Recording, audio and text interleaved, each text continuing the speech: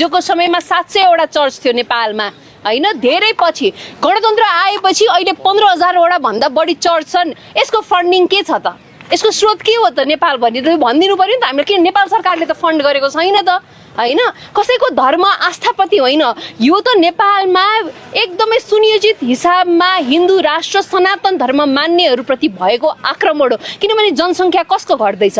जनजातिको घट्दैछ। जनसङ्ख्या census report हेर्नुभयो भने बुद्धिस्टहरूको जनसङ्ख्या घट्दैछ, हिन्दूहरूको जनसङ्ख्या गएछ। कहाँ गयो त यो मान्छेहरू?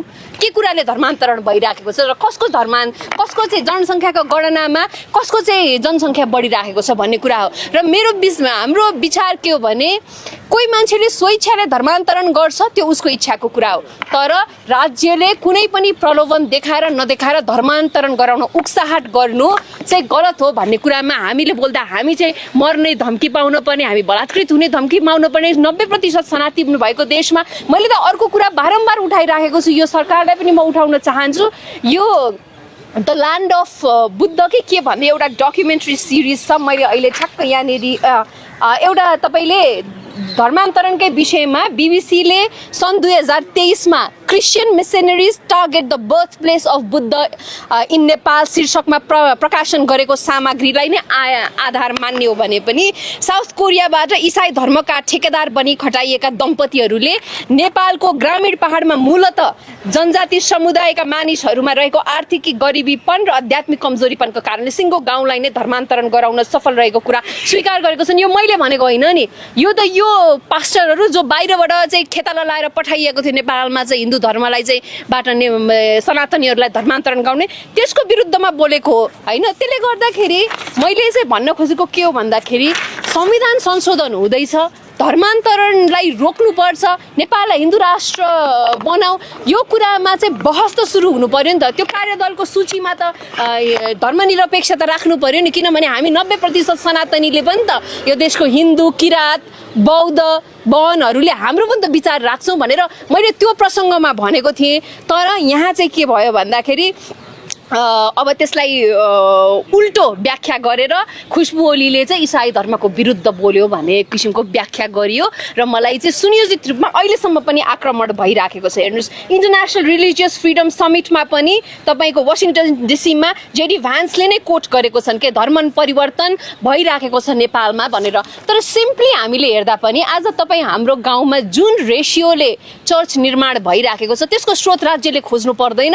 यति मात्रै मेरो कुरा। किन नेपाल सरकारले त फन्डिङ गरेको छैन र नेपाल सरकारले 2 पटक गृह मन्त्रालयले चाहिँ पत्राचार गरेको छ जिल्ला यो प्रशासनहरूलाई कि धर्मान्तरण भएको गतिविधिलाई चाहिँ रोक्नुस् भनेर एक पटक। र जति पनि आइएनजीओहरू छन् जसले चाहिँ आइएनजीओहरूले नेपालमा पैसा ल्याउने अनि चाहिँ धर्मान्तरणको गतिविधिमा लगाउने आइएनजीओहरूको चाहिँ नवीकरण नहोस् भनेर 2 चोटि किन खारेजी गर्यो त यदि देशमा धर्मान्तरण भएको छैन भने? हामीले उठाएको मुद्दा यति मात्रै हो। र अर्को कुरा चाहिँ के हो भन्दाखेरि भारतमा केही समय पहिला 1956 जस्तो मलाई लाग्छ एउटा चिफ जस्टिस फर्मर चिफ जस्टिसको चाहिँ अध्यक्षतामा नियोगी कमिटी बनेको थियो कि त्यो नियोगी कमिटीमा पनि के भनेको थियो भन्दाखेरि यदि धर्मान्तरण जुन गतिले धर्मान्तरण भइराखेको छ यदि धर्मान्तरण मोडल भयो भने चाहिँ त्यो चाहिँ देशको सुरक्षा राष्ट्रिय सुरक्षा देशप्रतिको इमान्दारितामा पनि खतरा हो भन्ने विषय त्यो नियोगी रिपोर्ट पनि हामीले रेफरेन्स लिने हो भने त्यहाँ पनि भनिएको छ। त्यही भएर मैले त्यसलाई यहाँ कोट गर्न खोजेको कारण के हो भने राष्ट्रिय अखण्डता भनेको धर्म राष्ट्रिय सुरक्षा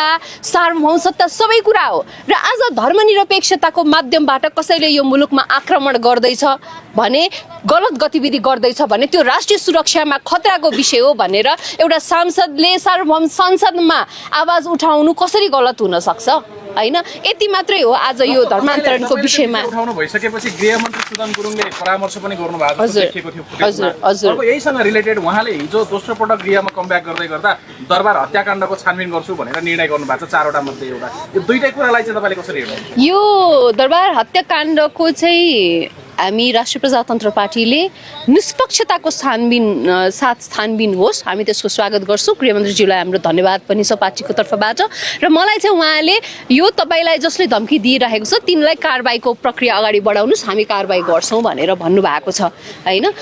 त्यसको लागि म उहाँलाई धन्यवाद पनि दिन चाहन्छु। तर यति मात्रै हो यो देश सनातन धर्म परम्परा संस्कृति सहितको हामी के चाहन्छौँ भने सर्वधर्म समभाव सहितको धार्मिक स्वतन्त्रता सहितको हिन्दू बौद्ध किराँत बाहुन सहितको सनातन हिन्दू राष्ट्र कायम हुनुपर्छ भन्ने हाम्रो चाहिँ माग हो। र यो संविधान संशोधनमा यदि यो विषय समेटिएन भने यो देशमा धर्मको लागि एकचोटि राष्ट्रिय प्रजातन्त्र पार्टी होइन सिङ्गो सनातनी जागेर उठ्छ। यति चाहिँ यो सरकारले बुझ्नुपर्छ। धन्यवाद।